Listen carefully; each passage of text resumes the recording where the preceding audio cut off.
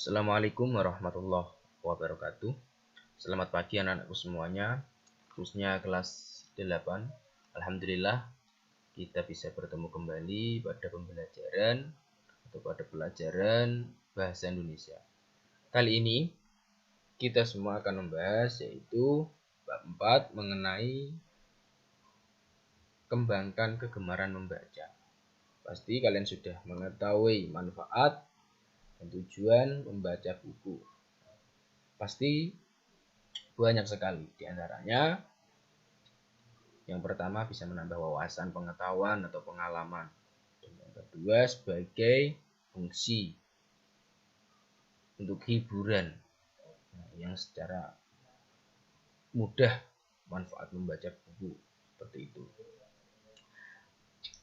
Kali ini yang kita akan bahas yaitu mengenai poin yang B, menyajikan peta konsep dari isi buku, fiksi atau non-fiksi. Dan yang poin C, menelaah unsur penting dalam buku fiksi atau non-fiksi. Dan yang terakhir yang D, menyajikan hasil bacaan dalam forum diskusi. Sebelum kita lanjut pada pembahasan kali ini, alangkah baiknya kita membaca basmalah bersama-sama. Semoga dalam pelajaran kali ini kita semua diberikan kemudahan, diberikan kelancaran, serta diberikan kemanfaatan. Bismillahirrahmanirrahim. Langsung saja, yaitu mengenai poin yang B, menyajikan peta konsep dari isi buku fiksi atau non-fiksi. Yang pertama yaitu mengenai peta konsep isi buku. Peta konsep merupakan suatu gambaran yang memaparkan struktur atau konsep atau antar konsep dari suatu gambaran yang menyatakan hubungan yang bermakna antar konsep. Akan tetapi untuk buku-buku cerita semacam novel ataupun buku kumpulan cerpen atau dongeng akan lebih mudah dipahami apabila disajikan dalam bentuk bagan atau alur. Dengan begitu, rangkaian cerita yang ada pada buku tersebut akan lebih jelas dan mudah dipahami. Peta konsep buku dapat berfungsi sebagai catatan dalam bentuk atau format gambar sehingga lebih menarik dan ringkas. Nah, ini di bawah ini merupakan contoh peta konsep yang biasanya terdapat di dalam buku-buku semacam buku cerita maupun buku bacaan maupun pengetahuan yang biasanya terdapat bagian seperti ini, yaitu buku pelajaran yang biasanya banyak terdapat. Ada misal pelajaran, buku paket bahasa Indonesia maupun buku pelajaran yang lainnya. Yang kedua yaitu teknik membaca untuk menentukan isi pokok buku.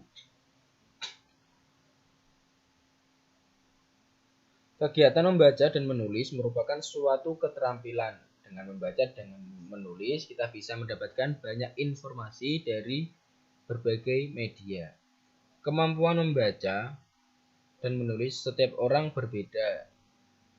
Hal yang perlu kita lakukan adalah meningkatkan kemampuan membaca, khususnya membaca secara cepat dan efektif. Artinya, kita membaca secara cepat dan dapat memahami apa yang kita baca. Dengan teknik membaca yang tepat atau cepat, kita dapat memahami banyak informasi dalam waktu yang singkat. Nah, manfaatnya kita dapat mengirit atau mempersingkat waktu.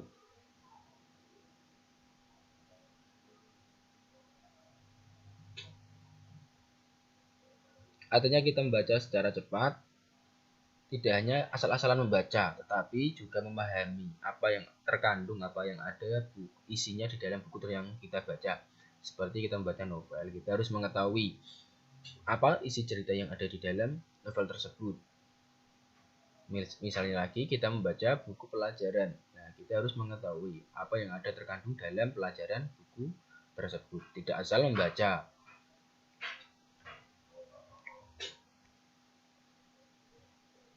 Selanjutnya itu macam-macam teknik membaca. Di antaranya yaitu teknik skimming. teknik membaca untuk menemukan gagasan atau inti utama pada bacaan secara keseluruhan. Itu untuk memperoleh gambaran umum atau bagian yang paling penting dan menyegarkan ingatan akan apa yang pernah kita baca. Teknik yang kedua yaitu teknik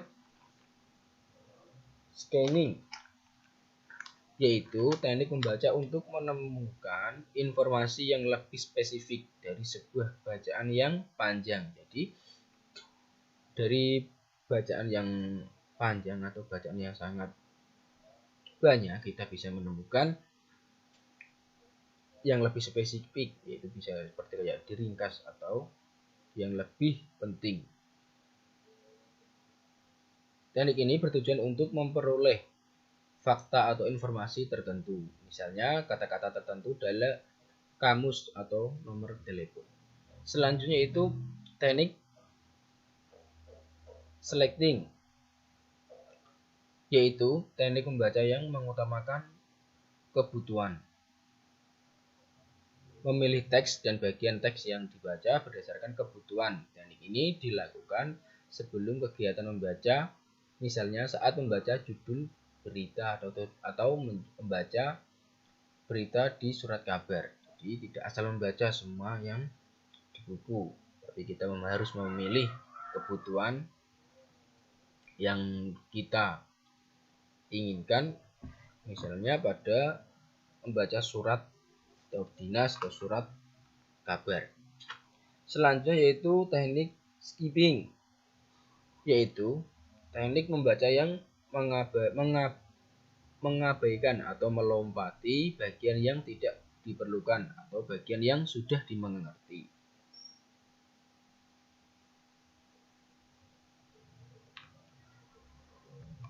Nah, ini semua merupakan teknik-teknik membaca. Kalian harus mengetahui mana yang kalian perlu tingkatkan teknik membaca yang kalian inginkan. Selanjutnya yaitu poin yang C, menelaah unsur-unsur penting dalam buku fiksi atau non-fiksi. Dan yang pertama yang akan kita bahas yaitu ungkapan sebagai unsur kebahasaan dalam buku fiksi.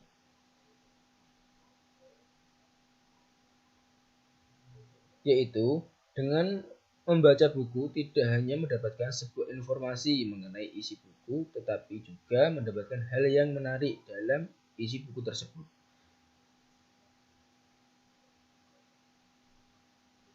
Terutama dalam buku fiksi. Dalam buku fiksi terdapat diksi atau ungkapan atau ragam bahasa yang menarik di dalamnya. Biasanya ungkapan sebagai unsur kebahasaan dalam buku fiksi ini ditujukan dengan menggunakan majas atau berfungsi untuk memperkuat gaya pencitraan. Contohnya majas yang sering digunakan dalam buku fiksi yang biasanya terdapat di dalam buku fiksi yaitu majas antara lain majas metafora, majas metonomia, dan majas simili. Yang kedua yaitu unsur-unsur menarik lainnya dalam buku fiksi. Buku fiksi memiliki daya tarik yang besar karena buku fiksi enak dibaca. Contohnya dari buku fiksi yaitu antologi puisi atau kumpulan puisi, atau cerpen atau novel. Banyak hal lainnya atau banyak buku lainnya yang perlu kalian baca karena membaca merupakan jendela dunia untuk menambah wawasan supaya kalian mengetahui bahasa-bahasa yang perlu kalian ketahui ketika dalam berkomunikasi, dalam menyampaikan pendapat atau sebagainya.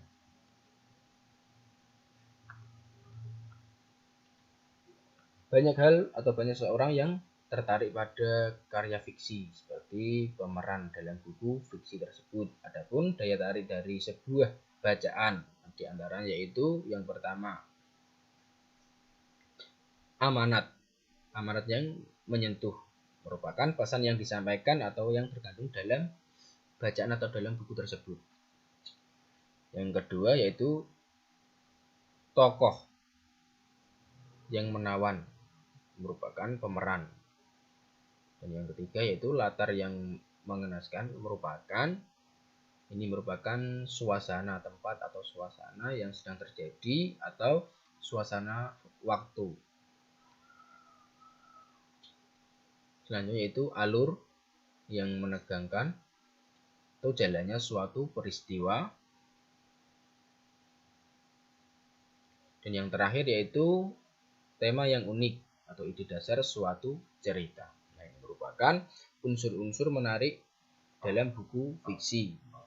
Alasannya karena seseorang tertarik pada suatu bacaan buku fiksi. Selanjutnya yaitu mengenai poin yang B, yang terakhir, menyajikan hasil bacaan dalam forum diskusi. Diskusi merupakan suatu bentuk kegiatan wicara dengan bertukar pikiran atau gagasan yang terdiri dari dua atau lebih secara lisan untuk mencari kesepakatan atau kesepahaman gagasan atau pendapat. Yang pertama itu daya tarik bacaan. Setiap bacaan tentu memiliki daya tarik. Misalnya seperti buku fiksi yaitu novel, cerpen ataupun puisi, dan buku non-fiksi yaitu seperti buku resep atau majalah atau buku pelajaran.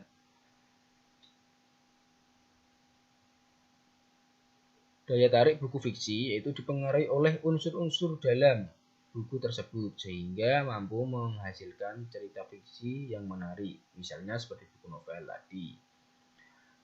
Yang selanjutnya itu yang B, daya tarik buku non-fiksi. Diperlukan kedalaman pemahaman materi, opini jika buku opini bahasa penyampaian lebih lugas atau ketajaman gagasan, orisinalitas ide. Misalnya seperti buku pelajaran, esai, jurnal, dan biografi. Ini merupakan contoh macam-macam buku non-fiksi. Kalian harus bisa membedakan buku yang fiksi dan buku non-fiksi.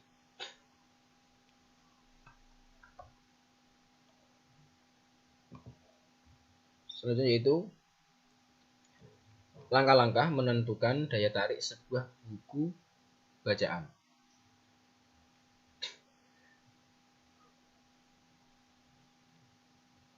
Antara lain sebagai berikut. Yang pertama yaitu membaca buku secara keseluruhan. Setelah membaca buku dengan benar atau dengan memahami buku tersebut, keseluruhan buku, yaitu selanjutnya memahami makna seperti tema, tokoh, dan lainnya. Bisa memahami apa yang terkandung dalam buku tersebut. Setelah memahami, kemudian menulis hal yang menarik terdapat pada buku tersebut supaya tidak lupa hal yang menarik dalam buku tersebut. Tujuannya yaitu untuk ditulis. Selanjutnya yaitu berdiskusi tentang isi buku. Sudah Bapak jelaskan tadi pengertian mengenai diskusi. Dengan diskusi melibatkan beberapa orang tersebut, diskusi kelompok di mana dalam diskusi tersebut dibutuhkan seorang pemimpin. Jadi berdiskusi tidak asal-asalan, harus dibutuhkan ketua diskusi. Dengan ketua diskusi, tugas dari ketua adalah untuk membuka dan menutup diskusi, membangkitkan minat para anggota untuk menyampaikan gagasan atau menengahi anggota yang sedang berdebat, serta mengemukakan kesimpulan dari hasil diskusi. Mendiskusikan sebuah isi buku harus membaca keseluruhan isi buku, kemudian menarik kesimpulan isi buku. Jadi harus dibaca secara keseluruhan dulu, jadi supaya tidak salah dalam menafsirkan atau memaknai dalam buku tersebut.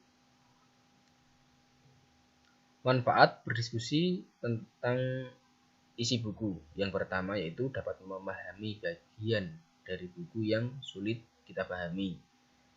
Dan yang kedua yang B mendapatkan rekomendasi bacaan baru dari peserta diskusi lainnya. Dan yang C,